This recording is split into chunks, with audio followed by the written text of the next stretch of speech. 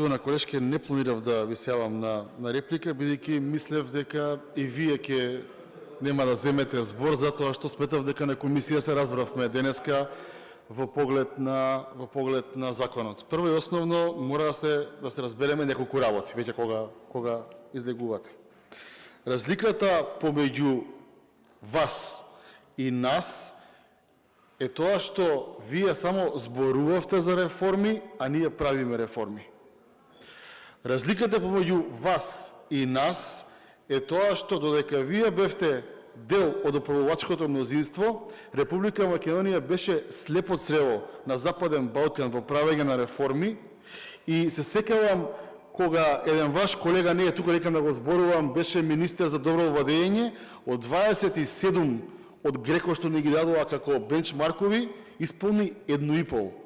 Денес сме држава која што прави највеќе реформи во Западен Балкан, држава која што 2 пати поред добива прва средства од Европската Унија и држава која што и 3 пат поред ќе биде јавно признаено дека сме држава со најголем број на реформи, најбрзо направени од сите 5 држави на Западен Балкан. И тоа е заеднички успех пред се на граѓаните на Република Македонија, бидејќи парите кои што ги добиваме за проекти кои што ги положуваат граѓаните на Република Македонија.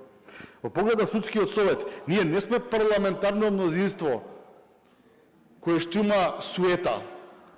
Не сме парламентарно мнозинство од црвените кмери.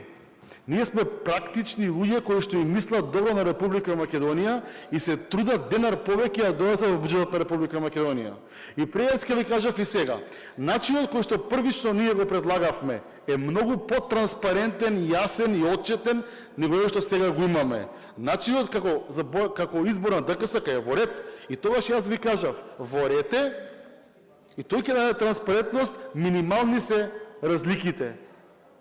Но она што е суштина во обвинителството и секој што не гледал дека знае дека не е проблемот во начинот на избор, туку е проблемот во интегритетот на личностите кои што се јавни обвинители во Република Македонија.